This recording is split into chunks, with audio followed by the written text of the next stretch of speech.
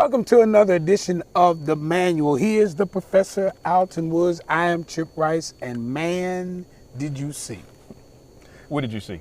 Man, I've seen a lot of social media chatter behind Beyonce's Church Girl. And so I had to go out and listen to the song myself to try to figure out, okay, what is everybody talking about? So, the problem, I think what's got a lot of people perturbed is that the opening sample is from a Twinkie Clark song, and Twinkie Clark is one of the icons of gospel music, the daughter of the late Mattie Moss Clark. She's also the sister of Jackie, Dorinda, and most notably Karen Clark Sheard, who is the wife of the presiding bishop of the Church of God in Christ. So, people are going in about the sample that was used by Beyonce in the song.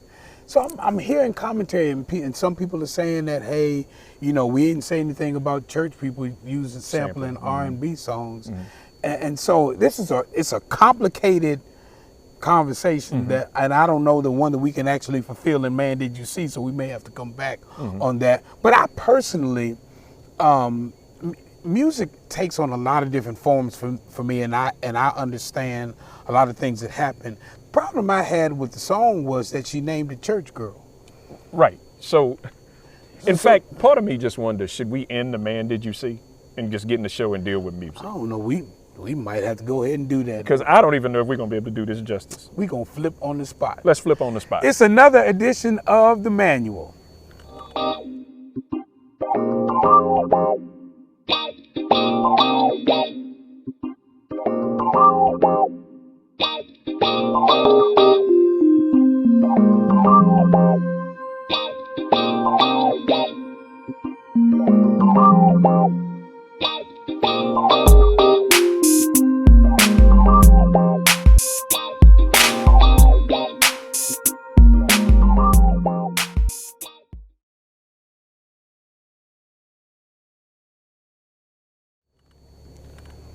So, thank you for joining us on this evening. You can also catch us on Twitter, on Instagram, on Facebook, YouTube.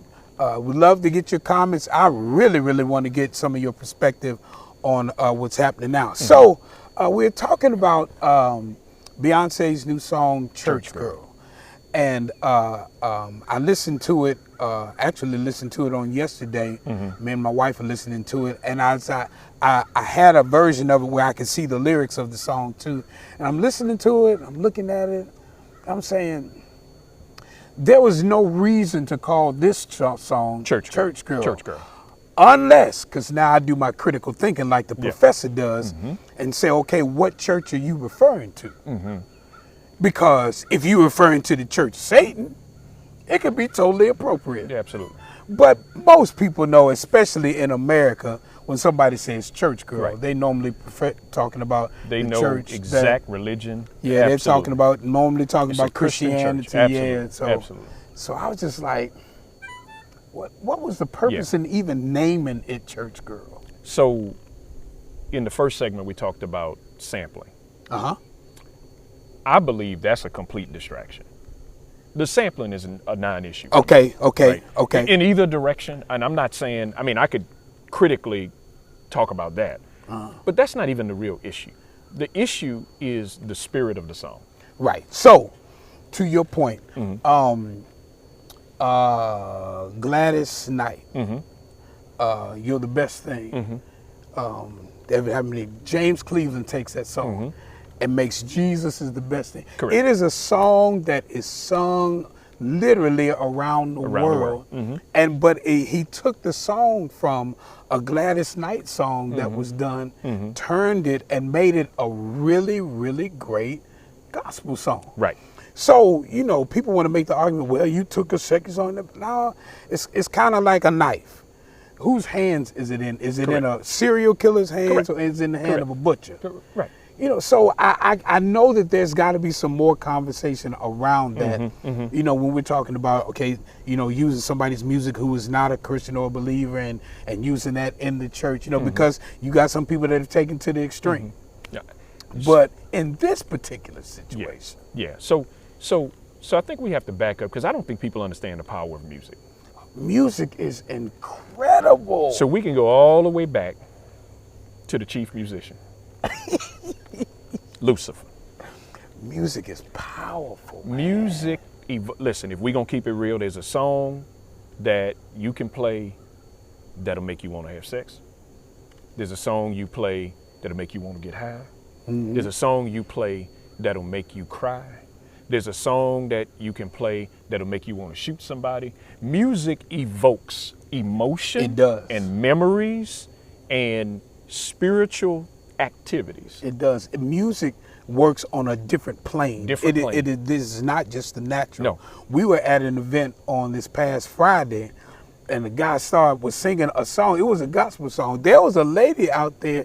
She just lost it. Lost it. She lost it. I know she don't know much about church, but she was doing her own interpretive dance because music moves people. Side note, Overseer McNeil was at that thing on Friday, and he said something to me, and it crossed my mind, and I'm kicking myself for not doing something. But when that woman fell to the ground, nobody ministered to her. We missed it. We missed it. We missed an opportunity to even find out, do you know Jesus? We missed it because we were so enthralled in watching this woman look spastic, and you can tell she was probably homeless and maybe even had some substance abuse things going on. Mm-hmm. But in the moment, in that worship song, she engaged in worship in her way. Right. And in church, there's a whole protocol on how she would have been ministered to. But on that lawn, that woman fell, and more people were interested in videoing her so they could make fun of her than actually ministering to her. Right. So I repent.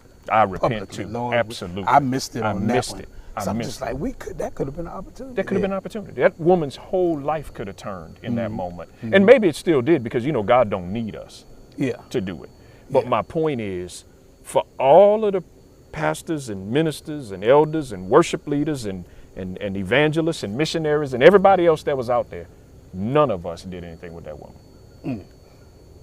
Because man, I got to break this selfishness in my life where you just think about yourself. You're not thinking about, what am I supposed to be doing?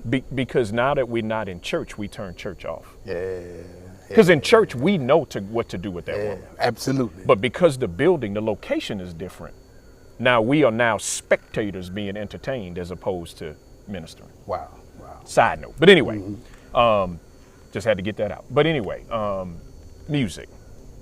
So to me, we always deal with music on a very surface level.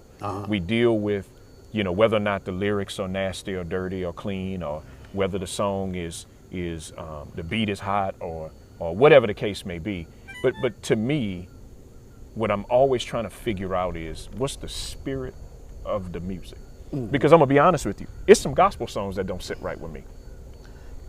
It's some gospel songs where I don't believe God is the motivation behind it. And there's some gospel songs that are not even scripturally sound. Correct. Not even close. So we have to clean in our own house as far as that's concerned. Right. But you're right, because this is interesting. Mm-hmm. So you have to go back and read about how the Bible talks about Lucifer being the anointed cherub. He was the one that was before God. The body says that in his body were created pipes. And so music flowed through him, worship flowed through him up to God. And he decided he wanted to be as God, which doesn't sound like a bad thing. Right. But what I wanted to do is I wanted to have everything that you have. Usurp God. Yeah. So, but until now, I didn't even think about this. While he was thinking that stuff, worship was still going on. Absolutely. It was still working through him, which says to me that because he was worship. He was. He didn't need to worship. He was worship. Right. That's what he did. It's what he did. It was the whole essence of who he was. Right. And yet it kept happening, even with him having some issues. That's another side note there, that we got to be careful before we throw people away. Right. Just because they have issues when they're attempting to worship God. That's right. So we also have to get some of these clowns. I'm about to say, the inverse of that is true too. Some of these clowns that are out here doing stuff, and you know good and well this is just for your show, for your hype. Absolutely. You talking about, come on, give God some praise. No, really what you want is for people to give you some praise. Correct. And that's exactly what's happening. And so the thing about it is, so we have this music, and I'm looking at the lyrics right now, right? I'm in the chorus. Yep. So we can just start. I'll drop it like a thotty, drop it like, okay, let me just pause for a second. Because the title of the song is Church Girl. Church Girl, right. And so now we dropping it. Now let's back up for a second, because I know what some people are thinking. It's some freaks that's church girls. Let's just call it what it is, right?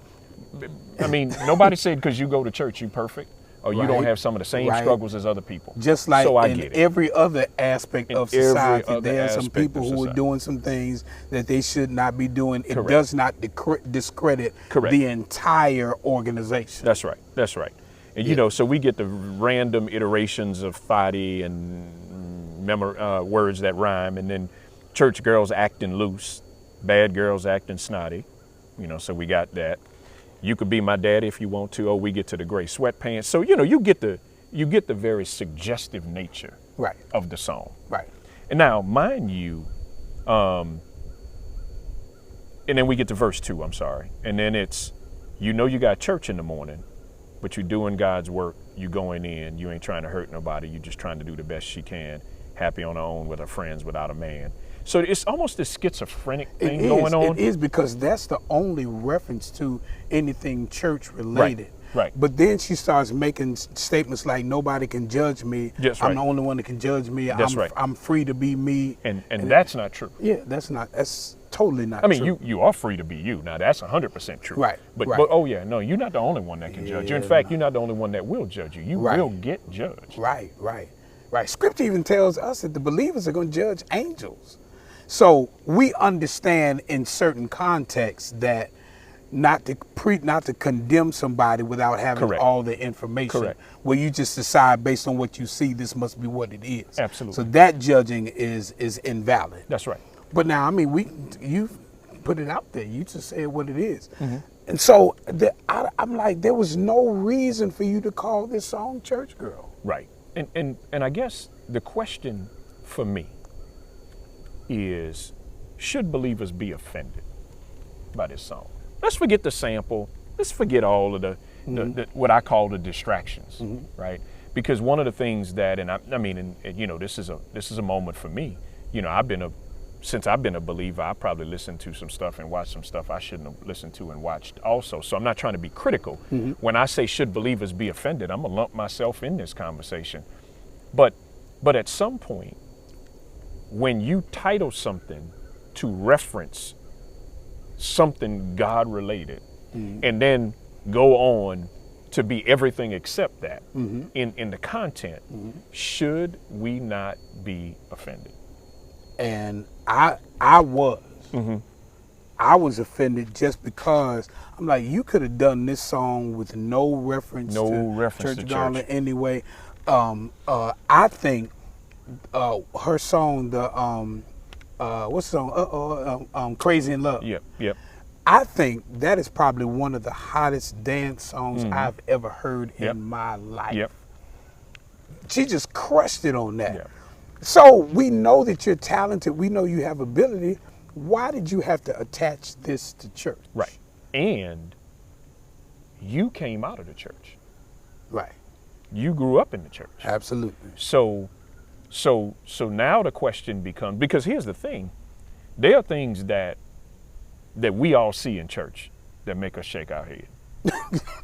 But what I'm not about to do is put it out in innuendo or in true content to the non-believer, or frankly, even to the believer that can't handle it. Right? Because my point is, while there are things in church that I think we need to get right, get fixed, what I'm not trying to do is slander the church. Right. I'm not going to destroy the institution just because we have some problems. Absolutely. The principle behind that is you have Jesus, who had 12 disciples that followed him for 3.5 years. Right. And all of them left him. All of them. And yet he never got up and be like, I can't stand these disciples. Right. You know, they suckers. They let me down. You know, they trying to kill me and everything else. He went and did what he had to do and then called them back. Then he called them back. That's right. So the thing that's killing me about all of this is simply, and I'm going to use a quote from Pastor Brian Lowe out of Charlotte. And he said, everybody else use you, why can't Jesus? Right? And so that's the interesting thing about the way we do the church, right? You know, so you get cheated on, but you work through it in your relationship. You get abused physically, verbally, whatever, but you work through it in your relationship. But the church does one thing wrong and you give up on it. Right, and then all of a sudden it's just like, oh, they terrible. I can't believe they did that. And you give up on Jesus in the process. Right. Right. So we go from his impeccable character to now deciding that church is based on what a few people did. Right. And I'm reaching now because I don't know what Beyonce believes. I know what I read. And if I really wanted to be honest, I could probably say I know I can judge the tree by the fruit. Right. But I'm going to stay out of that for the moment. I don't know what she believes.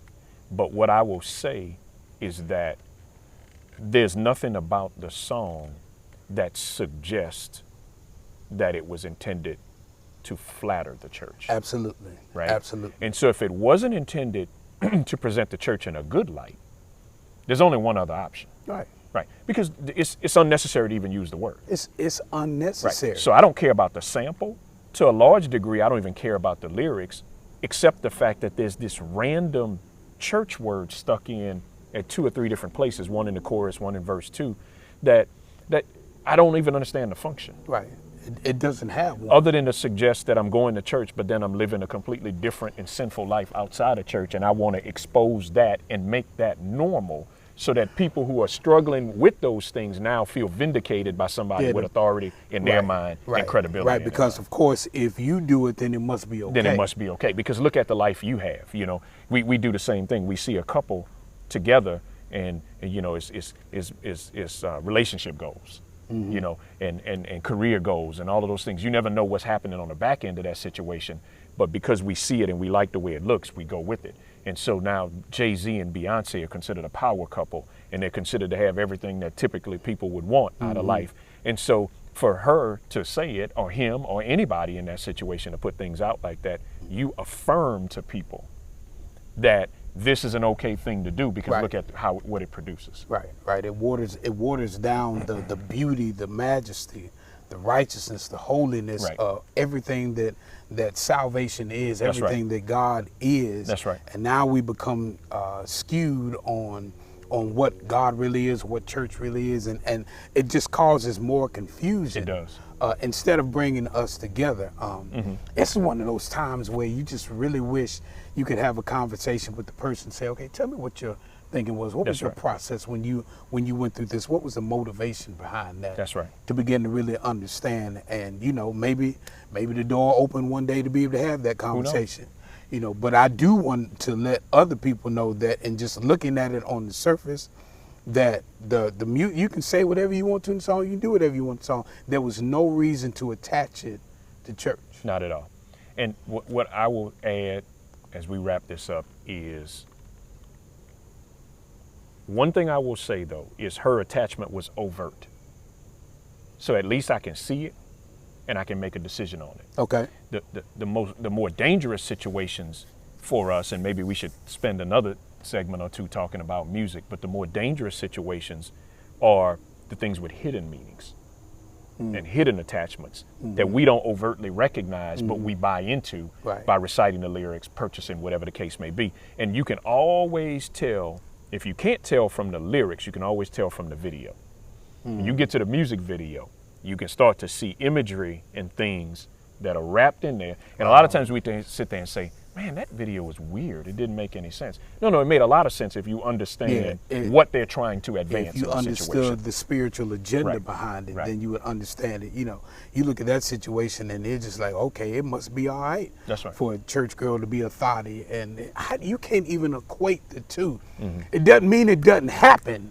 We know it happens. We are fully aware that there's some diabolical things. Matter of fact, full candid, there's some stupid stuff that I did early in salvation. To be like, oh, this is so wrong. This is so wrong. And so listen, yes, we know that his pastors doing wrong things, and bishops and archbishops and apostles and chief apostles and you know, attach whatever title. We get it. Nobody's saying because of the title it makes it right. Right, absolutely. It's just as wrong, and maybe even more wrong because of how it hurts other people. Right. But wrong is wrong no matter who does it. Right is right no matter who does it. Right. Absolutely. So, yeah, I mean, we got to be careful with music, because music moves, and music can get to the point where you get caught up in the music and you don't consider the subliminal aspects to it and the other things that are going on there. So, you know, this is in no way, this is not a Beyonce bashing moment. No. Let's kind of look at this, and let me peel back a layer or two. Yeah. Because what I know, and that I know for sure, is that demons didn't just go, they ain't just disappear. No. There's still an enemy of all of our lives that wants to break relationship with God, break a relationship with each other, to do things to cause confusion, because that's how vindictive he is. That's right. So we got to be able to, you know, to talk about some things that are going on, to equip you with information so that you can make a good decision. That's about right. it. That's right. I'm not saying Beyonce's not saved. I don't know any of that. And I don't even care really about the song. The song is just a jumping off point for a bigger conversation for us. Right. Music. Right. And what does music do to the soul? Absolutely. And whether you subscribe to the belief system that the artist has or not, you connect yourself with a belief system through their music. Absolutely. Wow. So this has been another edition of The Manual. We look forward to your comments on our session today. Make sure you like and subscribe. Love to have you as part of the Manual family.